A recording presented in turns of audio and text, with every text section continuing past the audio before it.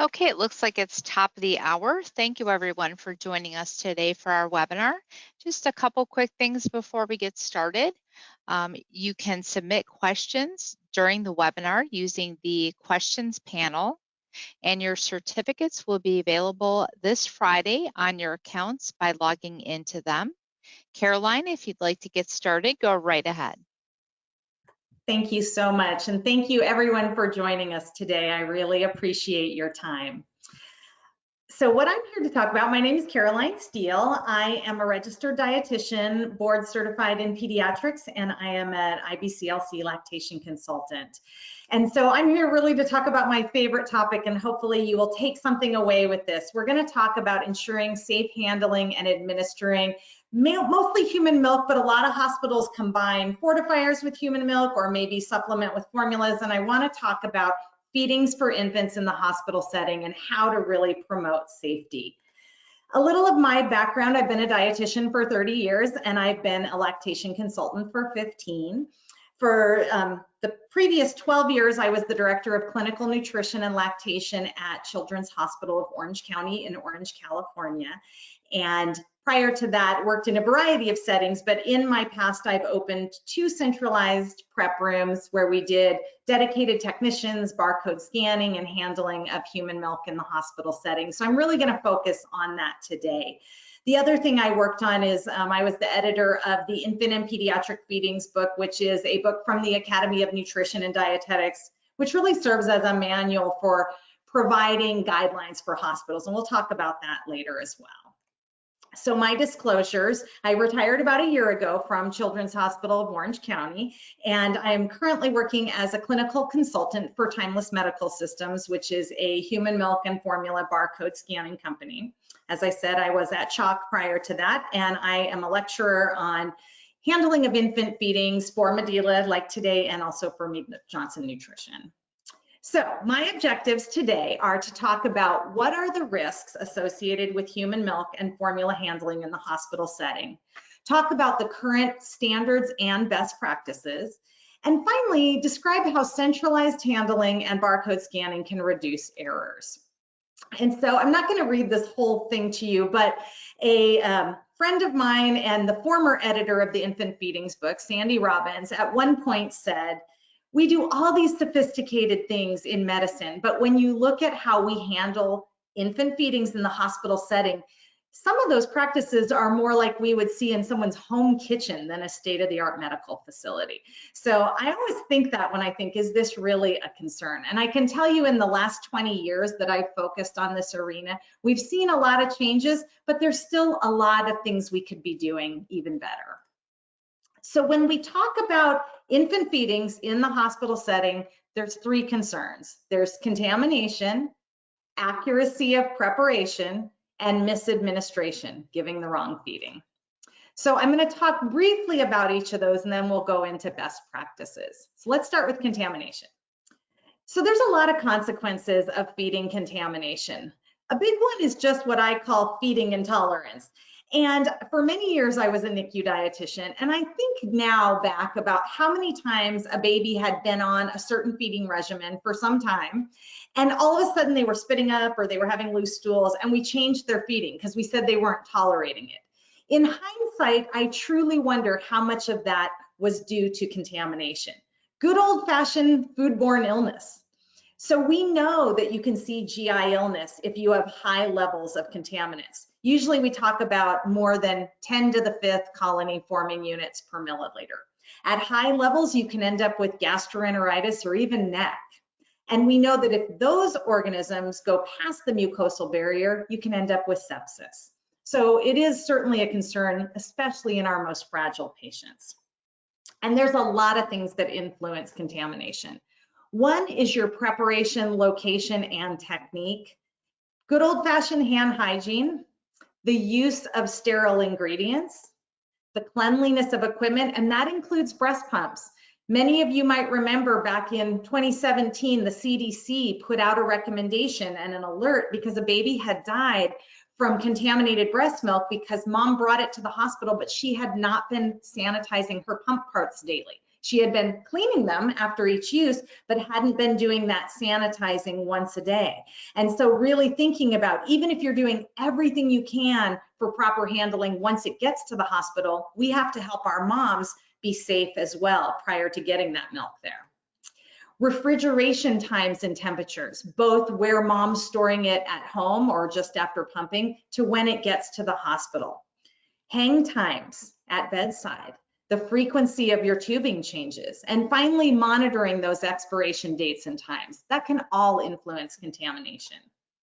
Now, when we talk about the hospital setting, I want people to remember that sterile technique and aseptic technique are not the same. We tend to use them interchangeably, but they're really not. Sterile technique is very common in healthcare, obviously. It's designed to destroy all microbes. It's very common with surgery and medical procedures. When we talk about handling infant feedings, we're really talking about aseptic technique, minimizing the presence of pathogenic organisms. So this is things like good hand hygiene, no touch technique, and having procedures to minimize introducing microbes and minimize microbial growth. So I want to take you back to a study I did many years ago, actually, not at Chalk, but at my hospital before that. I'll take you back to set the stage there. It was the year 2000, and we were getting ready to build a brand new state-of-the-art NICU. And there was not a feeding prep room as part of that plan. And I went to the administrator, the head of Women's and Children's, and I said, you cannot build a state-of-the-art NICU and not have a feeding prep room. I guarantee you it will be better. And so the administrator gave up her office in the new unit and said, you can build your prep room. And I thought, boy, I better hope it's going to be better because I just promised this administrator. So we set off to do a study. We had very high breastfeeding rates, but back in 2000, if mom didn't have enough milk, we didn't use donor milk at that time. We were supplementing with formula. What we knew was we couldn't control how mom was handling her milk, and we wouldn't know if there was microbes in the feedings if it came from mom's pumping or storing at home or us handling it in the hospital. So we did a study just looking at formula. I wanted to set the stage of why we were looking at formula here, but I think it's really powerful. So we looked at 526 samples, looked at when our nurses were prepping the feeds in the unit, so not in a centralized prep area, just in a counter in the unit, versus when we had dedicated technicians preparing it in a prep room. Now, nobody knew we were studying them, because the first thing people do when you're watching is all of a sudden they do everything different than they used to do. So we made sure no one knew we were studying them. We secretly took all these samples. And what we found, you can see on the right side of the slide here, is that powdered formulas, which are not sterile to start with, when they were prepared bedside by the nurses, 44% had microbial growth. When we switched to centralized prep with dedicated technicians, that dropped to 4%. So what that told us was that even though it wasn't sterile to start with, how and where we were preparing that made a huge difference. Then we even looked at sterile liquid formulas, and the mere act of drawing it up in a syringe at the bedside, handling it at the bedside, about 6% ended up with some microbes versus 0 when that was done in the prep room. And what we concluded was that bedside preparation was 24 times more likely to show contamination. And again, we studied formulas because we knew we had sole control over that and wanted to look at that. But I think it's really powerful to think about how we're doing things and where we're doing it. And the good news is, because the administrator gave up her office, I had good data to share with her. Okay, so that's contamination. Let's talk a little bit about preparation accuracy. So there are so many things to monitor when you talk about accuracy. You have to make sure the provider is ordering things correctly. And in our NICUs, often we are adding 1 or more fortifiers to human milk to give extra calories, extra protein to help with growth. Then we have to make sure the correct fortifier is being used, or if you're supplementing it with a formula. And then even if they're ordering it correctly, you got to make sure that you're using the right recipe, that your calculations are correct, and that you're measuring out the correct quantities. And then finally, you have to be able to track everything in the event of a recall. We know there's been lots of recalls of products going on recently, and I'm going to talk about that a little more later.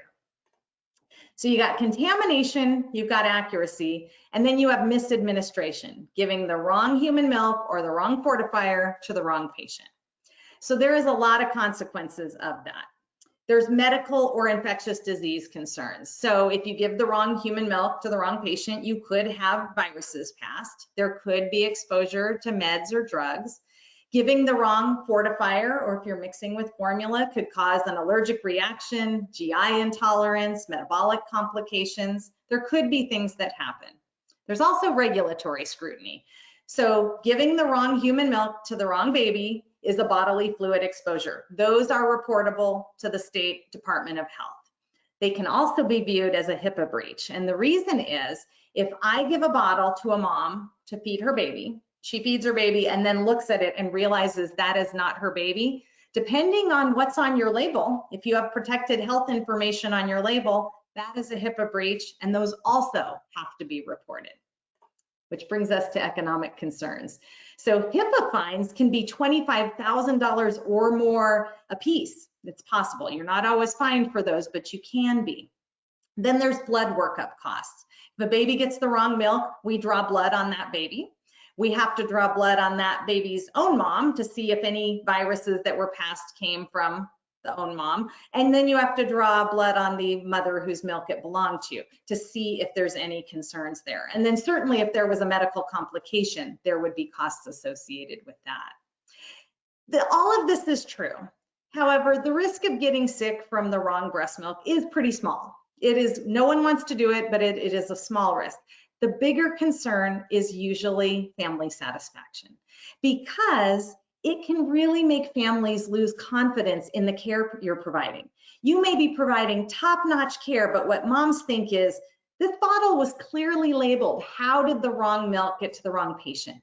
And they start wondering, is my baby getting the right medications? Are the ventilator settings right? Is the surgery being done correctly? It really undermines that care. And that's really probably the biggest true consequence of misadministration. I do want to talk, while we're talking about misadministration of milk, that really means accidentally giving the wrong milk to the wrong patient.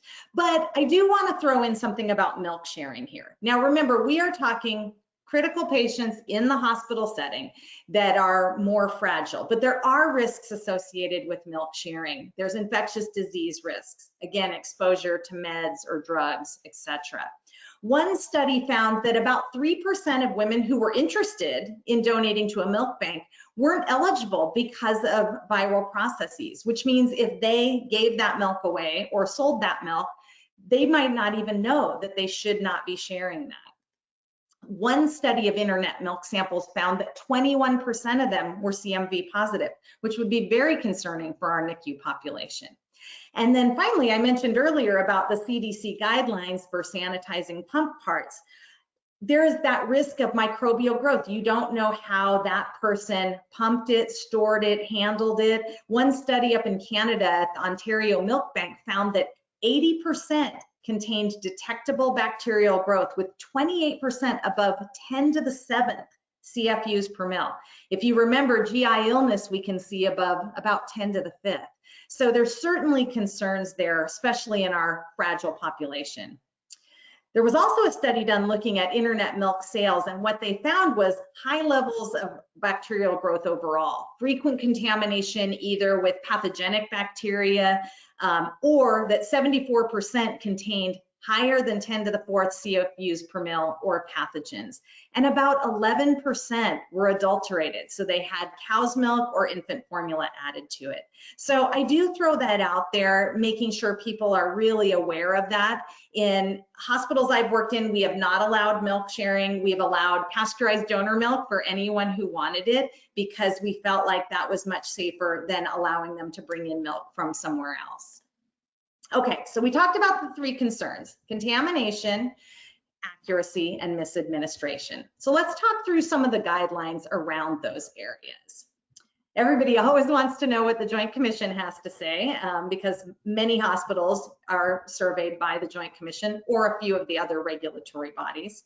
So provision of care 020203 says the hospital is responsible for the safe and accurate provision of food and nutrition products, and that they're prepared using proper sanitation. So think about this. This is food for our most fragile infants, which means however we're preparing human milk in the hospital should meet all those safe and accurate standards. We'll talk more about that in just a minute. Infection control regulations say that all hospital components must be part of our infection control activities. And finally, the National Patient Safety Goal says, specifically calls out human milk and says you must use 2 patient identifiers when looking at human milk. So the Joint Commission really does address safe handling in the hospital setting. So there's a lot of best practices out there. Here is the book I mentioned before. I had the privilege of working with about 21 different authors and about 40 reviewers. So there are wonderful guidelines in here. I encourage you, if you don't have this, to get this for your hospital. I get no royalty off of it. I got my 2 free copies of the book and that was it. But I think it's a great reference and you can find it at the Academy of Nutrition and Dietetics, really comprehensive. There's also the most recent publication from Humana that came out around the same time as this. Aspen and Nan have some articles out and you'll have these handouts available so you'll see these references. So there's a lot of good resources out there to help you as you're looking at how your hospital handles human milk in the facility. But all of these guidelines have a lot of things in common. One is they all talk about a location that is physically separate from direct patient care areas that is used solely for the purpose of human milk or formula preparation and that supports aseptic technique. They talk about having specially trained staff as a best practice, making sure you have good temperature control as well as infection control procedures and quality assurance programs. How do you track and know that what you're doing is working? Talks about unit dosing, which we'll talk about in a second here, proper labeling, and then finally barcode scanning being a best practice. We'll dig into each of these just a little bit. So if your hospital applies for the US News and World Report Best Hospitals designation for neonatology, they will be asked this question. Does your hospital offer a dedicated area in the facility but away from the bedside for human milk and formula prep? And to say yes, it has to be a separate infant feeding prep room that supports aseptic technique, restricted access, no other activity in the room. And then it also asks is, do you have risk reduction programs that reduce breast milk errors, which includes barcode scanning and dedicated breast milk technicians? And I throw this out there because a lot of times nurses and dietitians will say to me, we want to implement centralized prep and scanning in our hospital, but we can't get any traction to move forward with this. And I always say, if your hospitals are applying for this, a lot of times they're looking for things they can do to enhance their application. So keep that in mind. So when you talk about best practices, let's go back to location. A separate room away from patient care areas supports aseptic technique. Think about this, it should conform to all other standards for handling food. So nowhere else in your hospital would the person who places IVs or changes diapers, none of that person would not make meals, right? So in your adult ICU, your bedside nurse does not make sandwiches, or in your PICU, your bedside nurse does not whip up an omelet. And yet we prepare food for our most fragile patients at the bedside. And so when you think about that, if we were in person, I would ask, because there's people in every group that get this right, is the most common place that you see feeds being prepared in the NICU is next to the diaper scale. It's always next to the diaper scale. And usually that's because that's the counter by the sink. And even if you have private rooms and you're preparing in that little counter by the sink, that's the sink where you're washing your hands and where you're weighing the diaper on the diaper scale. The example I always tell people is, if I was in the NICU and I washed my hands next to the diaper scale and I laid down a paper towel, because we think a paper towel is that magic barrier, and I made you a sandwich right there on the counter by the sink next to the diaper scale, you probably wouldn't want to eat it. And yet that's where we prepare feeds for our fragile babies. So I encourage us to start thinking about location. The FGI is the Facilities Guidelines Institute. If you've been involved in any construction or remodel projects in your hospital, you might be familiar with them because most hospitals use their guidelines. And in fact, some states require using their guidelines to get approval from the state for your plans. So back in 2010, the FGI said, if you are building a NICU, you need to have a feeding prep room. And then in 2014, they even updated it and said, you really need to make sure your prep room facilitates proper flow so that you're going from clean to soiled, so you're not bringing clean stuff through a soiled area. So if you do not have a prep room and you go to make remodels, a lot of states won't let you remodel without putting in a prep room. And sometimes that's the push that we need to get moving toward that practice. Another best practice I mentioned was unit dosing. So what unit dosing is instead of making a big container of breast milk, fortified breast milk, and then drawing it up at the bedside, this would be in your centralized prep area, preparing maybe 4 syringes for 12 hours worth or 8 bottles for 24 hours worth.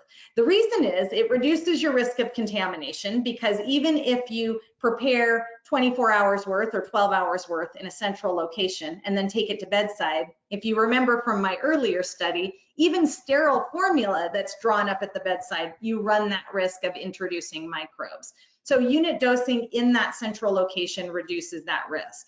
It also reduces the risk of misadministration. And the reason is, if you're preparing and you label all these at the time of preparation, then you can take that individual feed to the bedside. If you have your big jug and you draw up into it and you accidentally mislabel it at that time, you could end up giving that to the wrong patient. And then if you are warming milk up, where it's maybe warmer than room temperature, maybe you've thawed it and it's warmed up quite a bit, and then you stick it in the refrigerator, it might take a lot longer to cool if you have a big jug of it as opposed to individual unit dosed feedings. Warmer temperatures can result in microbial growth. So unit dosing, a best practice. And then proper labeling, that's been a big push for the last 15 years. It stemmed from the whole idea of misconnections, where you could, in the past, connect enteral connections to IV. So that's why our enteral things are all purple or orange now. They don't have the same type of connections. But a lot of the best practices out there say you can't just put a patient label on your breast milk syringe or your breast milk bottle. It needs to have patient information. It needs to say what is in there. What are the contents? What's the caloric density? What is the volume and the rate or the frequency? What is the route of administration? When does this expire? Best practice is for it to say for enteral use only and keep refrigerated till used, to make sure that all that information is there. Talking about storage of human milk. Again, this is in the hospital setting. This is not your healthy term baby at home. So for the most part, freezers in the hospital, deep freezers, we usually say 6 to 12 months. If you have research grade fridges, which I have never had in my availability, you might even be able to store longer than 12 months, but 6 to 12. In the refrigerator, fresh milk, usually up to 48 hours. I have never in my practice done 72 or 96 hours. I know there's people that do. My thought has always been, and we'll talk about it on the next slide, these are fragile patients and I really want to minimize that microbial growth. Once milk is thawed, you have up to 24 hours. And if it's pasteurized donor milk, most of those milk banks say up to 48 hours. Now, there might be some criteria where you would consider a longer storage time. Like I said, I never have, because I feel like I want to err on the side of caution. But what I would say is, I wouldn't do it if I didn't have centralized prep in a dedicated space with dedicated staff, so that you were really controlling contamination, that you had strict sanitation procedures, that you were able to unit dose as soon as possible. The one study out there that found 96 hours to be successful, they only accessed that container once a day. So it's not like there was milk that every 3 hours they were going and drawing in out of. So if you could unit dose quickly so you weren't continually dipping into something.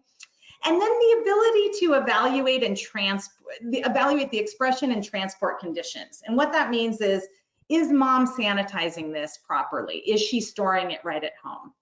What I can tell you is in the 90s, I did home infusion, so home tube feeding and home TPN for peds and adults. And until you've spent lots of time in people's homes, you think everybody's sanitation definitions are the same as yours, and they really are not. So I always feel like 48 hours is the right place to be. And then finally, the best practice of identifying the right human milk at the right time. What I find most common is people either do a double check or they scan right before they feed. And that's important, but that's not the only time. So this should be performed anytime you're combining bottles. If I'm mixing two bottles together because I'm adding a fortifier and I need a bigger volume, I should be doing a double check or scanning. Anytime I'm relabeling, if I'm drawing it up from a bottle to a syringe and I'm putting a new label on there, preventing human error, I should be scanning to generate that label or doing a double check. And then prior to feeding or at discharge. And if that is a manual check, that needs to be a two-person verification of two recognized standards. So the Joint Commission defines it as like full name and full medical record number or patient ID number or date of birth. I see a lot of times in facilities, a double check is a last name and last four digits, or it might even be waving the bottle to the next nurse over. Hey, I'm feeding baby Jones. You're my double check. That is not a double check. And so this is where barcode scanning has really come in as a safety piece and to prevent the human error. There's a lot of healthcare safety agencies out there that have done research studies and looked at human milk barcode scanning and really feel like that's a best practice. Okay, so we've talked a little about the best practices. I want to spend some time talking about our journey at Children's Hospital of Orange County. So I mentioned before I had opened a prep room at my previous facility, and we had dedicated technicians and centralized handling. And so then when I got to Chalk 13 years ago, I was so excited about doing this because they did not have it, and I could not get anybody excited. No one was interested in making a change. We were doing bedside handling and we weren't doing barcode scanning.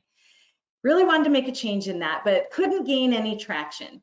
And then we had 3 breast milk errors right in a pretty short order. And so then all of a sudden, everybody wanted to know what the problem was and how we could fix it. So we did what was known as an Fmea, or a failure mode effects and analysis. And you may have done these. Your risk management or your quality department can help you. This is a great process really for any performance improvement project you do. But what happened was we pulled the whole team together. So bedside nurses from day and night shift, dietitians, technicians, lactation consultants, people from management, clinical educators, the whole group. And we got together and we looked at every step of the process where things could possibly go wrong. From the moment mom pumped, to transporting it, to storing it in the hospital, fortifying it, feeding the baby, sending milk home. Looked at all the potential failure points, and then we scored each one of those to get a risk priority number. I'll show you that in a minute. And then we looked at what our root causes were. And doing an Fmea takes a lot of time. These were multiple couple-hour sessions, but it's actually well worth doing, because if you don't know what the problem is, it's pretty hard to fix it. You don't know where your barriers are. So this was that risk priority number. So for every potential failure point, we gave it a 1 to 10 scale of severity, a 1 to 10 scale of likely occurrence, and a 1 to 10 scale of our ability to detect it. And then you just multiply those 3 numbers together, it gives you a score. So here's what was pretty shocking. So in the blue there, we found 282 potential failure points. I mean, this is human milk. This is not chemotherapy. This is not neurosurgery. This was human milk, but 282 potential failure points. Now the scores ranged widely, anywhere from 1, which we wouldn't be too concerned about, up to 810. So what we noticed though was there was sort of a natural break in the score, or a big gap. And so we looked at the top 85 that had a score of 160 or higher. That was our top failure points. Here's what kept me awake at night though. In the green, 45% of those top failure points were detectable.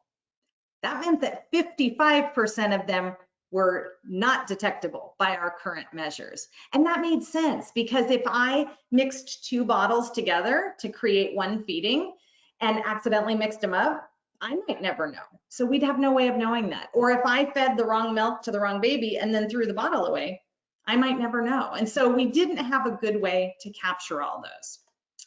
And then we looked at the root causes. We said, okay, and I'm not going to read you all top 85, I promise you. I just wanted to give an example. So the top one that was identified by our bedside staff was they felt like the double check was not in the manner that it should be. Reading full first and last name, full medical record with both people looking at it was not happening all the time before administration. So we dug in and we said, well, why would that be happening? Availability of staff. People are busy and then they have to go find people. Ambiguity regarding the process. Like, do I check it before I add them together? Do I check it before I feed? Do I check it before I warm it? You know, what is that process? The accessibility of the armband. You know, my baby's swaddled and you never wake a sleeping baby. So what should I do in order to do that double check? And then we had people who just thought it wasn't necessary. They've had this same patient assignment for 2 months. They feel like they don't need to do that, or bad habits. So anyway, we went through all the root causes to really drill down to where the barriers were. And what we found was, at the time, our NICU alone administered over 10,000 feedings a month. At this time, our NICU was about 70 beds. The NICU there now is about 105 beds. And obviously, as a children's hospital, there can be breast milk anywhere in the hospital. But we looked, NICU alone was over 10,000 feeds. And that if a nurse had a 3-baby assignment, he or she could be handling breast milk 12 times during a shift. So there was that risk of both confirmation bias and reduced sensitivity. So confirmation bias is where your brain fills in what it expects to see. That's like those puzzles on the internet where letters have been replaced with numbers and you can still read it. It's because your brain fills in what it expects to see. If I'm discharging 100 bottles home and I'm checking each one, and 99 are for baby Ramirez and 1 is for baby Rodriguez, my brain fills in what it expected to see most of the time. There's also that reduced sensitivity because when we do things a lot, we become comfortable with it. When the first 3 errors happened, the first thing people said was, it's probably floats and travelers, right? Because we always blame the floats and travelers. But the truth is, anyone who's ever floated knows when you float, you usually are kind of terrified because you're not in your own unit. And so you're paying a lot closer attention. What it turned out to be is it wasn't floats and travelers. It was our seasoned long-term staff because our guard was down. We're more used to it and so reduced sensitivity to processes. We realized we needed to redesign our whole process. This was not only unclear, but cumbersome for the bedside nurse. Truly, you should be checking at all those points. And there's no way a bedside nurse could be doing a 2-person double check at every one of those points. We needed to either automate it through scanning or add technicians or a combination to make that an easier process. There was an inadequate double check at key points, and by having them prep their own feeds, there was that contamination risk. Then we had to think about what the consequences were of not taking action. And I think this is important for any project because we all know that not every project gets green lighted from administration. And so you have to really say, if we cannot move forward, here's the potential consequences. Our big concern obviously was patient harm. That was our first and foremost concern. But we also were concerned with regulatory citations because we had 3 we had to report to the Department of Health. 2 of them were HIPAA violations, so certainly there could be a financial impact there. And we were really concerned about family satisfaction. We knew we were providing high-level, excellent care, and we did not want these errors, simple errors that we could fix, to be something that undermined the care we were providing. So our primary considerations were we wanted to look at a proper location to prepare these feeds, how that space was set up, how we were storing things in there, sanitation procedures, accuracy, how we were going to ID at every point, how we were going to be efficient about this, and make this a very comprehensive program. So we started with location. So this is a picture of their prep room, well, half of their prep room, because standing from one side. So it's a big operation. Shock is 333 beds. And so there's 4 prep stations in the prep room. You can see 2 of them there on the left. And there's usually 3 in use, not all 4, but there's that capacity. So we needed a place where they could have individual workstations where every workstation was set up with its own supplies. So nobody was ever reaching over someone else, potentially contaminating, potentially mixing anything up. We wanted every workstation to be freestanding. We implemented processes for thawing without using water, like we use the bead baths here. The individual warmers are great. We just thawed so much milk that they didn't have enough capacity for us. Putting in a commercial dishwasher and a drying rack. So we looked at all kinds of things that our space could accommodate. And you don't have to have a big space to make this happen. There's a lot of things you can do in basically the size of a closet. Then we looked at our storage. So you should always have restricted access for your human milk. We looked at our freezers and we wanted to make sure they were all laboratory or pharmacy grade so that they could withstand appropriate temperatures. They were all put on centralized temperature monitoring, which means 24 hours a day. If it went out of range, it wasn't just an alarm on the fridge or freezer, but it paged certain people. It let our facilities know. There was this continuous tracking. They were all on backup generator power in case power went out. And we had strict procedures in place that if this freezer went out after hours when our technicians weren't here, what the process was. We also, you can see on the left here, those bins are the white, narrow, long bins. We wanted a method that would allow no milk to ever be sitting behind another patient. So these were long and deep, so you could use the full depth of the freezer without reaching over into another patient's bin. They're also about the same height as a 2-ounce bottle so that milk could not topple into another bin. This was important to us because we realized one of our errors before we switched processes was we used to use the little pink bath basins and stick them in the fridge and heap milk in them. There'd be a big pile in there. And one of the errors was milk that got sent home with a patient. And we're pretty sure that the pile of milk toppled into another bin because, first of all, they were just sitting there, but also because we had bins behind other bins. And so it could be easy to knock bottles around. So we wanted to look at that. We wanted to make sure for our fortifiers, we had adequate storage and that no cardboard was in that space because that's also a risk. The other thing on the right here was in our new NICU, which was very individual rooms, but then the little alcoves were open to the public. And so we bought fridges and freezers with keypads on them so only staff could get into them from a safety standpoint. We looked at our sanitation and infection prevention guidelines. So things like our technicians using gowns, gloves, and hair covering, just to follow similar procedures that you would use in your hospital kitchen when you're preparing food. Hands-free sink and dishwasher and drying rack for any items that were not disposable. Monitoring, like I said, our temperatures. I encourage people to talk with your infection prevention about what sanitizers you're using. So you want to make sure you have food safe sanitizers. The purple top wipes are not food grade.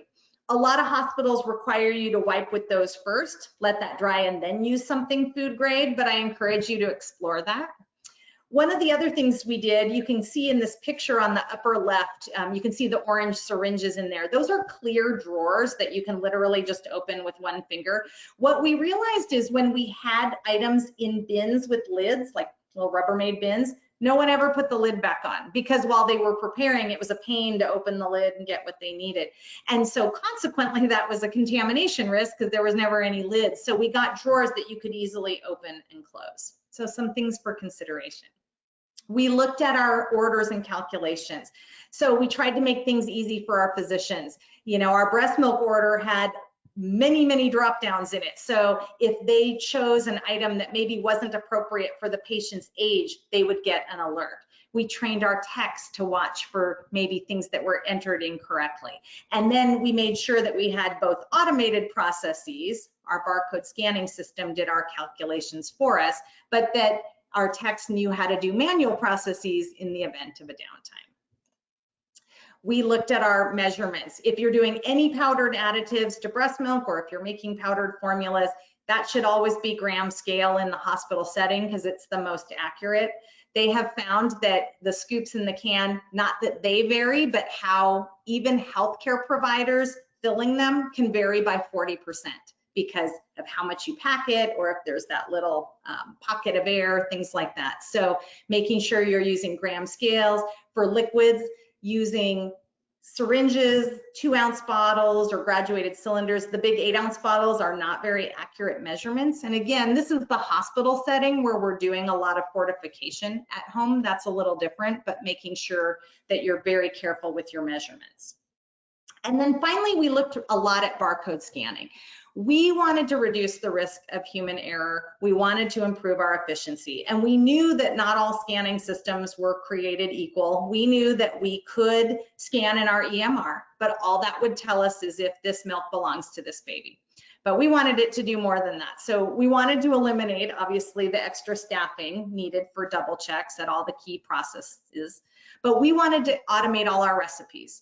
So we wanted something where the order would go from the EMR into the barcode scanning system, and it would calculate based on the order, based on the volume and the frequency and the calories, exactly how much milk and how much fortifier to add, whether it was a liquid fortifier or a powder or a protein modular. We wanted a system that could do that. We wanted a system where we could scan not only mom's milk, but every formula and every additive, where it would confirm that that matched the order and that it would track the lot number and expiration. We wanted to automate our labeling so that based on when that milk was pumped, that it would know exactly when it was expired, that it would know exactly what was in it, who had prepared it. All those things I said were best practices in labeling. We wanted the system to do for us without us having to manually do that. Same with automating those calculations.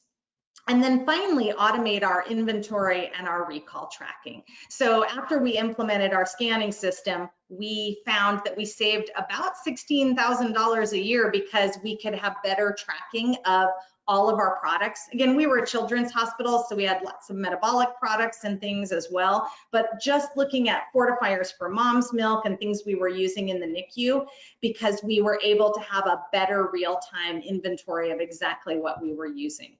Recall tracking is also important. As we are all aware with the news, there's been a lot of recalls recently.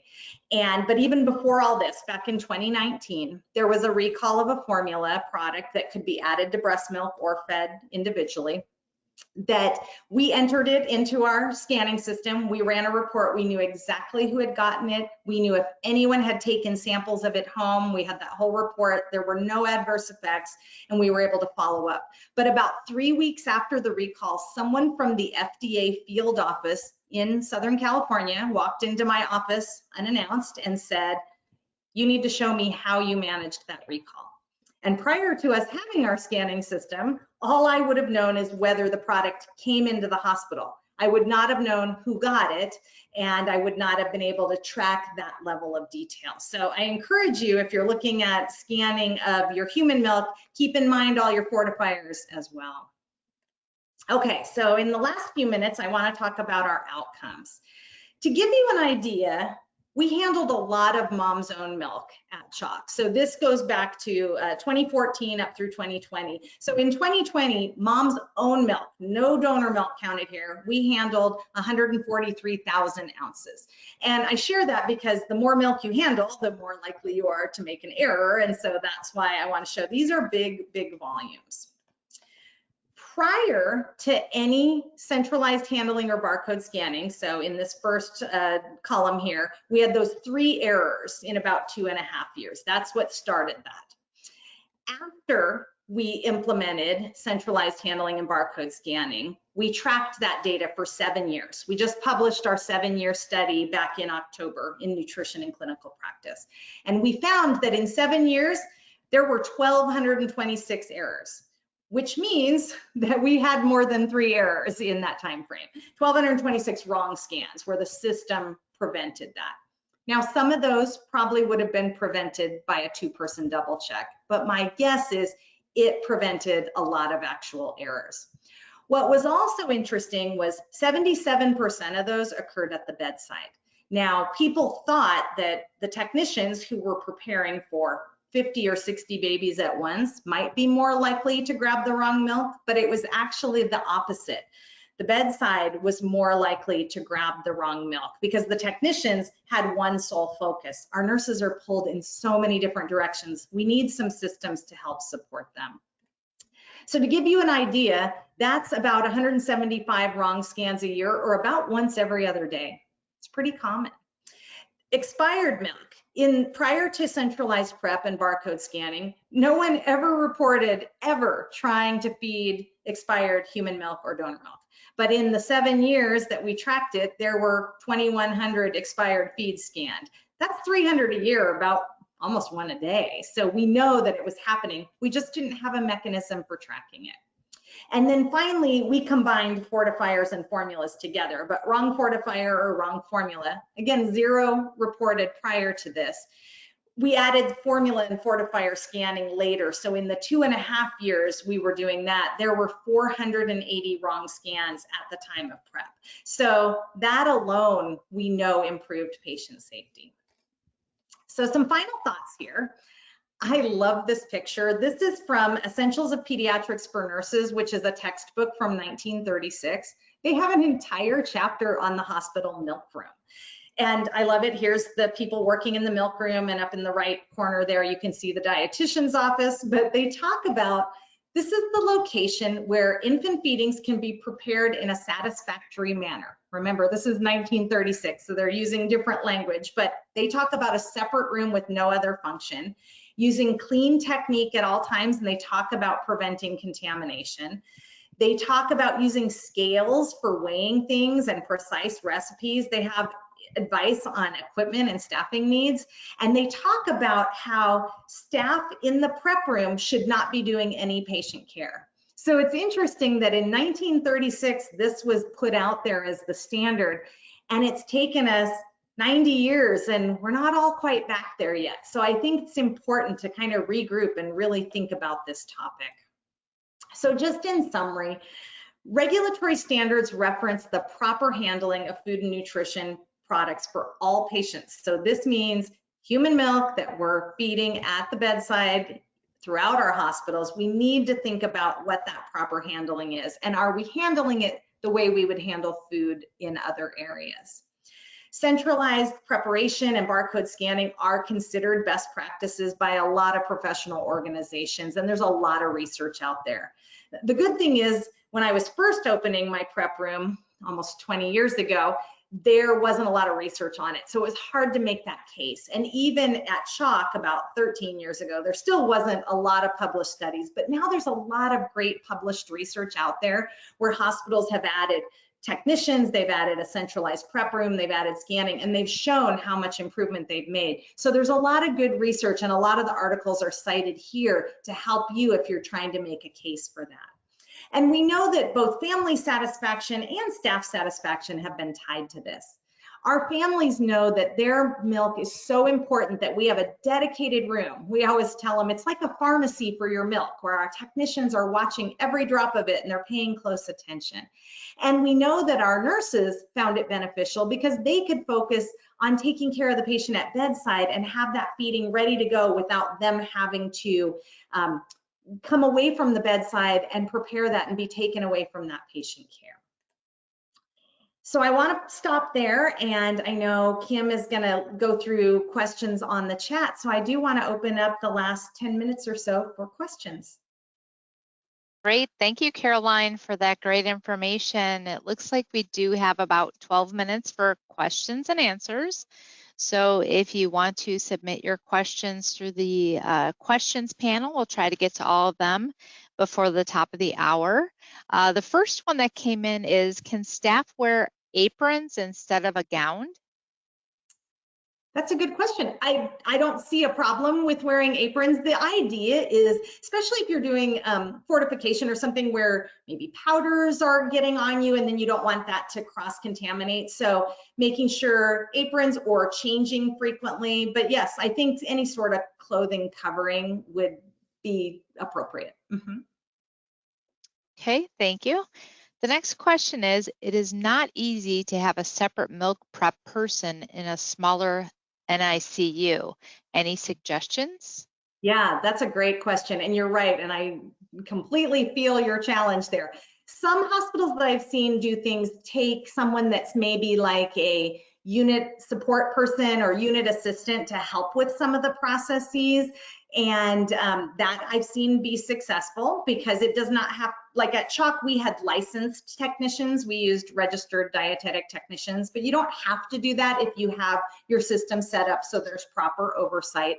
So I have seen that where even maybe unit secretary or some other support staff do that. I've also seen units where they will sort of relieve each other, have a nurse go into a dedicated space so they can concentrate. Maybe they prepare all the feeds for their shift or into the next shift so that they can focus on that, and then they swap with another nurse. So I think looking at some creative things like that, tapping into pharmacy technicians or food service workers or diet technicians, maybe in other departments that have other duties during the day, but maybe could come up for 1 or 2 prep times during the day. Okay, thank you for that. The next question is, do you have a recommendation on comprehensive expiration times, fresh versus thawed, fortified with human milk fortifiers versus Prolacta, donor human milk, and any sources that you use to determine expiration times? Yes, good question. So the in general, and then I'll say that like different manufacturers, I would go with their recommendations. So like Prolacta has on their site what their recommendations are. So I would definitely go by those, same with the fortifiers. But in general, and what I've always used in practice is the clock starts ticking. So if it's fresh, it's 48 hours. But the minute you fortify it, it becomes 24 hours. Now, if it was fresh, and your clock is already down to 20 hours and you fortify it, it's still 20 hours. Like you don't get to bump that back up to 24. If it's thawed, it's 24 hours. And again, when you fortify it, if you're down to 20, you don't get to back that clock up, so to speak. Most donor milk, they say 48, but when you fortify it, unless you're fortifying with Prolacta, usually Prolacta, they say if it's donor milk and Prolacta, it's probably 48. Otherwise, other fortifiers, it's usually 24. This is why, and it's a complication. My bedside nurses said, this is why it's so confusing, because we have to think about all these different factors. That's why we went with a scanning system that did all that for us. So it knew if it was fresh or if we had thawed it, it knew the type of fortifier and it automatically calculated it, because it is a lot to consider if you're managing a lot of milk. Okay, thank you for that. Looks like we have about 8 more minutes, so we'll try to squeeze in as many questions as we can. The next one is, when designing a new NICU with individual patient rooms, do you recommend individual refrigerators in each room? That's a good question. Personally, I wouldn't do individual fridges, and here's why, but there's pros and cons to each. What I will tell you is in our hospital, we had individual fridges in our oncology unit. So we're all children's hospitals in oncology. And it was designed for like parents to use a convenience fridge.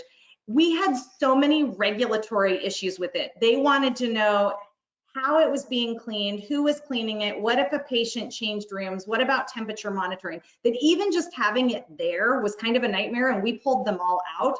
So in the NICU, I think that could also be a challenge. The other concern I had with centralized prep is our technicians were regularly picking up and delivering, and I didn't want them going in and out of patient rooms all the time, because that's not always possible or appropriate for them to be doing. So from a logistical standpoint, it was also, staffing. So I had technicians delivering all over the hospital. And so to deliver in 50 different rooms as opposed to maybe 3 refrigerators in a unit, or 105 bed unit, 5 refrigerators versus 105 spaces. So that, from me, from a logistical standpoint and how we saw that in our oncology unit, I would lean towards centralized refrigerators, but I can also see some benefits of that. I think the other challenge is we didn't want moms just grabbing and feeding. Like when you get more to that feeder grower phase where mom's doing things, because we wanted to make sure everything was scanned before feeding. So I can't say you shouldn't do it. I'd say that was always my hesitation to doing it. Thank you. The next question is, what system are you using for scanning prior to mixing? So and this was part of my disclosure too. So at Chalk, we used Timeless Medical. We had used it. Now they've had it for 9 years, and I'm doing consulting for them to help with improving that. So not trying to sell you Timeless, but we liked Timeless because it did so many of those features we were looking for. Okay, thank you for sharing that. The next question is, what is your recommendation on sharing the same room for both medication room and breast milk prep room? Yeah, that is a challenge because I think it also becomes a challenge from pharmacy regulations. Where I've seen it successful is where I've seen units where they have literally sort of separated the room, put in like a little plexiglass on the counter, like a splash guard basically, and had a med prep area and a feeding prep area. But I would definitely, if you were wanting to do that, also work with your pharmacy, because you'd want to think about, like if your nurses were prepping there, that's probably not a problem. But if you have technicians, then are they allowed to have access to the pharmacy room? So thinking about some of those things, I would just make sure they're quite separate. Most of the guidelines do say, like if you're doing new construction, do say that it has to be physically separate where it is that sole purpose. So I think there's things you can get in, especially as an interim, like if you're trying to make an immediate change without any remodel, but I would just try to make those very separate. Thank you. The next question is, can you please talk about labeling and scanning for multiples, such as twins, triplets, etc.? Yeah, so in case most places want it, if you have mom's milk, you want to be able to use it for any of her multiples, and we did the same thing. What we did then is once the feeding was prepared, we assigned it to a specific patient. And the reason was we knew, for example, with twins, one might be on 22 cal per ounce and one might be on 24. And so we didn't want to give the wrong milk to the wrong patient. Or the wrong feeding, or they might even be on different volumes, even if they were on the same calorie level. So we don't want to waste milk by accidentally feeding the wrong volume to the wrong patient. So how our process worked is when we scanned it, it knew it could belong to any of those patients. And then once you prepped it, you added the fortifier and you portioned it out in its unit dose, then it was assigned to that specific patient. I do know hospitals that at the time they receive mom's milk, divide it because they want each twin or each multiple to get an equal amount. So certainly that's a possibility. We didn't do it that way, but we really felt like once it was prepared, it belonged specifically to that patient. Okay, thank you. We're going to try to squeeze in a couple more questions before the top of the hour. So here's the next one. Is there a training program that you recommend to train these feeding techs? We are using nursing assistants for our infant feeding room and have created our own training. Just curious to see what else is available for our team. Yeah, there's a couple training programs out there. One starting with the blue book, the infant and pediatric feedings book, there is a CEU module you can buy to go with it that has like some question and answer. So some people have used that as their training module. There's an online program from Ohio State University. It's through their extension program. If you just type in Ohio State University infant feeding, it's got a course, and like you can get credits for it. So like if it's a pharmacy tech or a diet tech or something, they can get credits for it. But nursing assistants could definitely do that. There's different modules and there's homework assignments, but they can do it at their own pace. The modules are recorded. I did some of their lectures and there's quite a few other lecturers on that. So that's an option.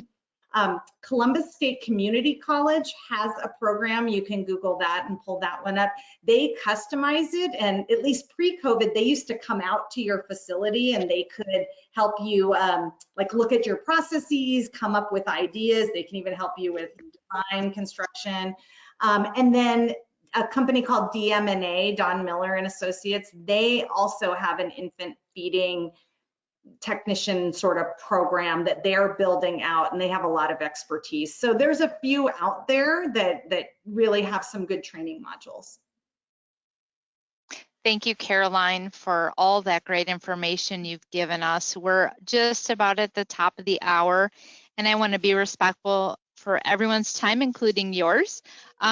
So just a couple quick things before we end. Your certificates will be available this Friday by logging into your account. And at the end of the webinar, once we close it, an evaluation window will open so you can fill out your evaluation for today's webinar. And registration is now open for our June 15th webinar. You can visit medilaeducation.com for more information and to register for that. And I hope everyone has a great afternoon. Thank you again, Caroline. Thanks for having me. Bye-bye. You're welcome. Bye-bye.